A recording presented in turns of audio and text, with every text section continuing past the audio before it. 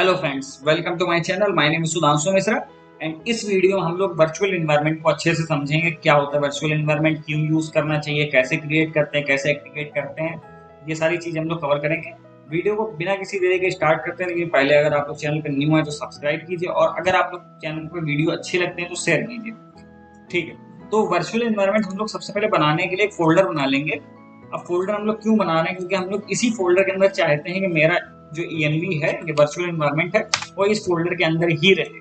अब ऐसा क्यों, अगर हम लोग ऐसे रैंडमली बनाएंगे तो हमारे पूरे सिस्टम के लिए डाउनलोड हो जाएगा एक वर्चुअल एनवायरनमेंट, या किसी उस लोकेशन पे जाएगा जहां का हम पास देंगे। ये आप लोगों को अच्छे से समझाने के लिए हमने यहाँ पे एक पर्टिकुलर फोल्डर बना लिया, इसी के हम लोग अंदर अपना इन्वायरमेंट क्रिएट करेंगे। अभी देखिए ब्लैंक है। अब हमको करना है, कमांड प्रॉम्प्ट ओपन करना है। आओ कमांड प्रॉम्प्ट पे हम लोग इस पाथ पे आएंगे, तो डायरेक्ट वे क्या है, हम लोग यहीं पे CMD टाइप कर दें तो हम लोग डायरेक्ट इस पाथ पे कमांड प्रॉम्प्ट ओपन कर लेंगे। देख सकते हैं आप लोग, यही वाला पाथ है ENV का डेस्कटॉप पे। अब हम लोग पाइथन की मदद से सेटअप करेंगे वर्चुअल एनवायरनमेंट। कई सारे मेथड होते हैं वर्चुअल एनवायरनमेंट क्रिएट करने के, हम लोग पाइथन की मदद से इसको सेटअप करना देखेंगे। हम लोग इसी फोल्डर के लिए क्यों किए, इसको भी हम समझेंगे। सबसे पहले यहाँ पे देखते हैं कि इन्वायरमेंट को इंस्टॉल कैसे करेंगे। हम लोग पिप कमांड की मदद से यूज करेंगे, पिप इंस्टॉल। और यहाँ पे हम लोग को देना होगा वर्चुअल ENV। अब ये क्या करेगा, इस फोल्डर के अंदर वो सारे टूल्स ला देगा जो वर्चुअल एनवायरनमेंट को बनाने के लिए जरूरी है। अब चूंकि मेरे सिस्टम में पहले से टूल्स मौजूद हैं, तो इसने क्या किया कि मेरे को रिक्वायरमेंट ऑलरेडी सेटिस्फाइड दिखा दिया। अब ये टूल आपके पूरे सिस्टम में आ गए हैं, मैं जब चाहूँ इसको बना सकता हूँ। अब हमको क्या करना होगा, पाइथन को सिर्फ इसका नाम देना होगा कि मेरे को कौन सा इन्वायरमेंट चाहिए। तो मैं क्या कहूंगा, वर्चुअल वर्चुअल ENV, और मैं नाम क्या दूंगा, माई ENV। आपको यहाँ पे बस नाम देना है कि मुझे किस नाम का वर्चुअल एनवायरनमेंट चाहिए। तो मैंने क्या नाम दिया है, माई ENV। देखिए इसको हम रन करेंगे, और जैसे ही रन हो रहा है तो हम लोग बात करते हैं कि मेरे को इसी फोल्डर के लिए क्यों यूज करना है। इसने क्या किया, वर्चुअल एनवायरनमेंट क्रिएट कर दिया। अब जैसे मैं अगर चलूँ इसके अंदर, देखिए अभी ये ब्लैंक है, इसको दोबारा से स्टार्ट करता हूँ। अब देखिए इसके अंदर मेरे एक माई ENV नाम का एक फोल्डर आ गया। इस फोल्डर के अंदर वो सारी चीजें हैं जो मेरे वर्चुअल एनवायरनमेंट को चाहिए। यही एक तरीके से मेरा वर्चुअल एनवायरनमेंट ही है। ये मेरा वर्चुअल एनवायरनमेंट बन चुका है। अब हम लोगों को कुछ और करने की जरूरत, बस दो कमांड पाइथन की। एक हम लोगों को पिप इंस्टॉल वर्चुअल ENV, दूसरा क्या है, माई ENV। मेरे को नाम देना पड़ेगा पाइथन में कि किस नाम का मेरे को वर्चुअल एनवायरनमेंट चाहिए। बस हम लोगों का वर्चुअल एनवायरनमेंट बन चुका है। अब हम लोग इसको एक्टिवेट करना देखेंगे, लेकिन सबसे पहले बात कर लेते हैं वर्चुअल एनवायरनमेंट क्यों जरूरी है। सपोज कीजिए आप एक प्रोजेक्ट बना रहे हैं, आप प्रोफेशनल हैं और आप लोग पाइथन के एक प्रोजेक्ट बना रहे हैं, उसमें कई सारे आप लोगों ने मॉड्यूल्स इंपोर्ट किए। अब सपोज कीजिए आप वो पूरा प्रोजेक्ट किसी अदर क्लाइंट को देना चाहते हैं, तो चूंकि आपने तो अपने सिस्टम में उन सारे मॉड्यूल्स को इंपोर्ट किया, लेकिन उस क्लाइंट ने जरूरी थोड़ी ना कि कौन कौन से मॉड्यूल रिक्वायर्ड हैं उसके में सारे पड़े ही हों। तो अब वहां पे प्रोग्राम चलेगा नहीं, उसको एरर आएगी। अब आप लोग उसको एक एक नाम बताएंगे। अब बाई चांस अगर आप कोई मिस कर गए नाम कि भाई मेरे को ये मॉड्यूल भी इंपोर्ट किया था, अब मेरे को याद नहीं है ये मॉड्यूल, तो क्या करेंगे। तो बाई चांस ये सब मिस्टेक हो सकती है। आप हालांकि नोट डाउन करके रखेंगे प्रोफेशनल में, लेकिन उससे भी अच्छा तरीका क्या है, हम लोग एक वर्चुअल इन्वायरमेंट बना लें। वर्चुअल इन्वायरमेंट का नाम सजेस्ट कर रहा है कि एकदम वर्चुअली एक पूरा इन्वायरमेंट सेटअप कर लेते हैं जहां पर वो सारी चीजें मौजूद हो जो उस प्रोजेक्ट को चाहिए। मतलब हम लोग उस प्रोजेक्ट को जो जो रिसोर्स चाहिए वो अपने सिस्टम से ना देके उस पर्टिकुलर फोल्डर में या उस इन्वायरमेंट में ही सारे जो रिक्वायर्ड टूल्स हैं वो दे दें, कि तुमको जो भी कुछ रिसोर्स चाहिए वो तुमको पूरे लैपटॉप से नहीं लेने, मेरे सिस्टम से नहीं लेने, तुमको पर्टिकुलर उसी इन्वायरमेंट सारा सेटअप मिल जाएगा। अब मैं अगर क्लाइंट को प्रोजेक्ट दूंगा, मैं केवल प्रोजेक्ट ना देके वो पूरा ही फोल्डर दूंगा जिसके अंदर वर्चुअल इन्वायरमेंट है प्लस मेरा प्रोजेक्ट है। तो उसको क्या होगा, कुछ भी अदर इंस्टॉल करने की जरूरत नहीं, पूरा सेटअप उसको मिलेगा और वो डायरेक्ट यूज कर सकता है। दूसरा बेनिफिट क्या रहता है वर्चुअल इन्वायरमेंट का, कि सपोज मेरे प्रोजेक्ट को आज मैंने बनाया, अब मेरे सिस्टम में मैंने लेटेस्ट वर्जन सारे इंपोर्ट किए, ठीक है।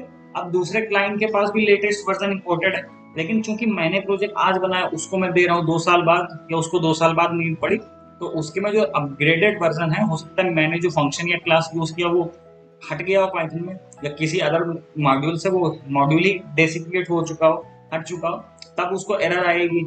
अब एक साथ आप लोग सिस्टम में दो मॉड्यूल्स नहीं चला सकते ना, मैं या तो पाइथन का लेटेस्ट चलाऊंगा या तो कोई ओल्डर वर्जन चलाऊंगा। तो वर्चुअल इन्वायरमेंट क्या हमको फ्रीडम देता है कि वर्चुअल इन्वायरमेंट के अंदर जो मॉड्यूल्स रहते हैं वो बिल्कुल आइसोलेट रहते हैं। तो हम लोग एक सिस्टम के अंदर 2 वर्चुअल इन्वायरमेंट चला सकते, 4 चला सकते, और हर वर्चुअल इन्वायरमेंट के अंदर हम लोग कोई सा भी वर्जन इंपोर्ट करके चला सकते हैं। तो ये आप लोगों को मेनली समझ में आया होगा 2 चीजें कि हम लोग क्या रहता है कि सारा इन्वायरमेंट इसी के अंदर सेटअप कर देते हैं। दूसरी चीज कि हम लोगों को जो भी मॉड्यूल चाहिए, चाहे वो पुराने वर्जन हो चाहे नए वर्जन हो, एक साथ कई सारे वर्जन हम लोग प्रोजेक्ट में यूज कर सकते हैं। तो यहाँ पे अब हम लोग क्या करेंगे, हम लोग कमांड प्रॉम्प्ट पे तो है ही, हमको यहाँ से एक काम और करना पड़ेगा। अब वो काम क्या होगा, हम लोग यहाँ पे इस फोल्डर के अंदर हैं, अब हमको चलना पड़ेगा अपने माई env के अंदर। तो हम लोग क्या करेंगे, cd माई env, बस हम लोग देखिए माई env के अंदर आ गए। अब यहाँ माई env के अंदर मेरे को क्या करना है, सिर्फ एक कमांड टाइप करनी है। क्या, देखिए मेरा जो प्रोजेक्ट है ये माई env के अंदर स्क्रिप्ट्स में मेरा एक्टिवेट करके फाइल है। देखिए कई सारे आपको एक्टिवेट दिख रही हैं, डीएक्टिवेट दिख रही हैं, तो यहीं पे मुझे चलना है। तो यहाँ पे लिखना पड़ेगा स्क्रिप्ट, ठीक है, नाम यहाँ का क्या है, स्क्रिप्ट्स नाम है, स्क्रिप्ट्स ये नाम लिखेंगे। देन हम लोग क्या करेंगे, फॉरवर्ड स्लैश लगाएंगे। कौन सा स्लैश, फॉरवर्ड, बैकवर्ड नहीं लगाना है आप लोगों को। देन लिखना है एक्टिवेट, बस ये देखिए अब इससे हुआ क्या, यहाँ पे देखिए एक ये माई env लिख के आ गया, यही आपका वर्चुअल इन्वायरमेंट है। अब यहाँ पे क्या बता रहा है कि मेरा जो वर्चुअल इन्वायरमेंट है वो एक्टिवेट हो चुका है। अब देखिए इस वर्चुअल इन्वायरमेंट के अंदर कौन कौन सी चीजें हैं, मैं पिप लिस्ट करूं अगर, तो मेरे को पता चल जाएगा। देखिए इसने क्या बताया मेरे को, इस सेटअप के अंदर अभी सिर्फ पिप है, सेटअप टूल्स हैं और व्हील है, ये 3 चीजें इस मॉड्यूल के अंदर जो मेरा वर्चुअल एनवायरनमेंट है मौजूद है। अब हमको देखिए कुछ भी डाउनलोड करना है, मेरे सिस्टम में जैंगो पहले से पड़ा हुआ है। अगर आप लोगों को मैं अदर जैसे रन करके दिखाऊं, अगर हम लोग एक और cmd ओपन करते हैं और यहाँ पे मैं दिखाऊं कि पिप इंस्टॉल जैंगो, देखिए मेरे को रिक्वायरमेंट ऑलरेडी सेटिस्फाइड दिखाएगा। और मैं यहाँ पे अगर करूँ पिप इंस्टॉल, तो ये आइसोलेट है, इसको सिस्टम से कोई मतलब नहीं है। मेरा वर्चुअल एनवायरनमेंट एक्टिवेट हो गया। अब यहाँ पे एक न्यू एनवायरनमेंट है, पिप इंस्टॉल डी जैंगो, ठीक है, मैं रन करूंगा। देखिए अब यहाँ पे इंस्टॉल करना शुरू कर देगा, देखिए क्योंकि यहाँ पे एक नया एनवायरनमेंट बनाया जा रहा है, सब चीजें मतलब पूरी न्यू है एक तरीके से। अब ये देखिए इंस्टॉल होगा, कलेक्ट कर लिया, अब यहाँ पे इंस्टॉल हो चुका है। ठीक है, यहाँ तक उम्मीद है आप लोगों को समझ में आया होगा कि वर्चुअल इन्वायरमेंट क्यों बनाया जाता है, आपको समझ में आया होगा कैसे हम लोग वर्चुअल इन्वायरमेंट को सेटअप करेंगे और कैसे उसको एक्टिवेट करेंगे। 2 चीजें आप लोगों को एक्टिवेट करने के लिए ध्यान रखनी। पहली चीज तो आप उस फोल्डर के अंदर हो, पाथ आप लोगों को ध्यान देना है। देन आप लोगों को ये स्क्रिप्ट फॉरवर्ड स्लैश एक्टिवेट ये कमांड लिखनी पड़ेगी। अब ये देखिए मेरा इंस्टॉल इंपोर्ट हो जाए। और एक चीज हम लोग और देखते हैं, जैसे मैं आप लोगों को दिखाता हूँ, यहाँ पे हम लोग अगर numpy का वर्जन देखें, numpy की एक वेबसाइट है, पाइथन में हर मॉड्यूल्स की वेबसाइट है जहाँ पे इसकी डॉक्यूमेंटेशन रहती है। देखिए numpy का 1.20 वर्जन, 23 वर्जन इज न्यू है, यहाँ पे रिलीज हुआ। लेकिन हम इसका ओल्डर अगर डाउनलोड करना चाहें तो एक साथ देखिए मेरे सिस्टम में इसका लेटेस्ट पड़ा होगा, लेकिन मैं क्या चाहता हूँ अपने इन्वायरमेंट में इसका ओल्डर वर्जन चाहता हूँ। तो उसके लिए हम लोग क्या लिखेंगे देखते हैं। ये पहले सेटअप हो जाए, थोड़ा नेटवर्क की वजह से है, मैं वीडियो को पॉज कर देता हूँ तब तक के लिए। तो फ्रेंड्स अब हम लोगों के में यहाँ पे पिप इंस्टॉल की मदद से हम लोगों ने जेंगो को इंस्टॉल कर लिया है। अगर हम लोग दोबारा इसको इंस्टॉल करने की कोशिश करें तो अब ये मेरे को क्या बताएगा, पिप इंस्टॉल जेंगो करेंगे तो कहेगा रिक्वायरमेंट ऑलरेडी सेटिस्फाइड। इसका मतलब ये है कि पाइथन हम लोगों के में जेंगो दोनों साथ साथ इंस्टॉल हैं। अब इसमें हम लोग नेक्स्ट क्या करेंगे, जैसे ये तो हमने लेटेस्ट इंपोर्ट कर लिया जेंगो। अब यहाँ पे अगर हम कोई ओल्डर वर्जन करना चाहें, जैसे इस समय लेटेस्ट जो है numpy का 1.23 है, हम लोग यहाँ पे क्या करना चाहते हैं, numpy का ही कोई पुराना वर्जन इंपोर्ट करना चाहते हैं। तो मैं यहाँ पे जैसे लिखूंगा numpy का 1.22 वाला वर्जन ये इंपोर्ट करना चाहता हूँ मैं। तो हम लोग देखिए मेरे सिस्टम में 1.23 पड़ा हुआ है, लेकिन अब मैं एक साथ यहाँ पे 2 वर्जन चलाऊंगा, एक होगा numpy 1.22 और एक होगा 1.23। यही हमको बेनिफिट अपने वर्चुअल इन्वायरमेंट से मिल जाता है। और जब तक यहाँ पे ये इंपोर्ट हो रहा है तब तक मैं आप लोगों को और भी एक चीज दिखा दूं कि मैं आप लोगों को अपने एक प्रोजेक्ट में लेके चलता हूँ। तो ये मैं आप लोगों को मैंने अपने जेंगो के प्रोजेक्ट में ले आया हूँ। यहाँ पे देखिए एक मेरा माई ENV नाम का एक फोल्डर है, दूसरा मेरा जेंगो का प्रोजेक्ट है। ये मेरा वो प्रोजेक्ट है जो मैं अपना वेबसाइट वाला है, और साथ में ये वो इन्वायरमेंट है जहाँ पे इसके सारी जो भी रिक्वायरमेंट है वो है। अब मैं यहाँ पे क्या करूंगा, एक टर्मिनल बुलाऊंगा, न्यू टर्मिनल, और न्यू टर्मिनल पे मैं देखिए यहाँ पे ओपन जो होगा वो पावर सेल होगा। ये देखिए आप लोगों को पावर सेल दिख रहा होगा। पावर सेल में हम लोग अपना जो ENV है इसको नहीं ओपन कर पाएंगे। हम लोग क्या करेंगे, यहाँ पे इसको यहाँ पे जाएंगे और यहाँ से क्या करेंगे, कमांड प्रॉम्प्ट सिलेक्ट कर लेंगे। अब हम लोग अपने कमांड प्रॉम्प्ट पे आ जाएंगे। अब देखिए आपको कमांड प्रॉम्प्ट पे दिख रहा होगा मेरा वर्चुअल एनवायरनमेंट एक्टिवेट है। अब मैं इसको क्या करना चाहता हूँ, डीएक्टिवेट करना चाहता हूँ। तो इसको हम कैसे कर सकते हैं, यहाँ पे हम लोग सबसे पहले इस फोल्डर से नहीं कर सकते, हम लोग क्या कहाँ चलना पड़ेगा, अपने फोल्डर के अंदर चलना होगा, माई ENV।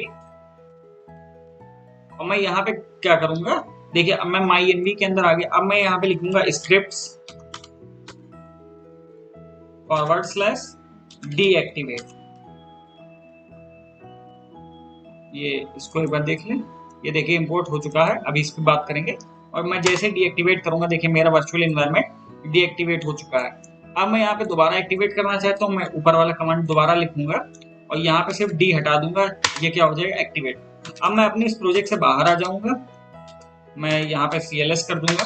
अब देखिए मैं अपने प्रोजेक्ट में हूँ, इस वाले फोल्डर के अंदर। अब मुझे डी प्रोजेक्ट पे जाना है, मैं यहाँ पे अब क्या लिखूंगा, CD, और मुझे किसके अंदर जाना है, D_ प्रोजेक्ट के अंदर, जो कि मेरा जेंगो का प्रोजेक्ट है, क्योंकि मैं अपनी जेंगो की कमांड्स यहाँ पे रन करूंगा। आप लोग 2 सेल ओपन कर सकते हैं, एक में आपका वर्चुअल एनवायरनमेंट रहे और दूसरे में 2 अलग अलग फोल्डर चले, तो भी कोई दिक्कत नहीं।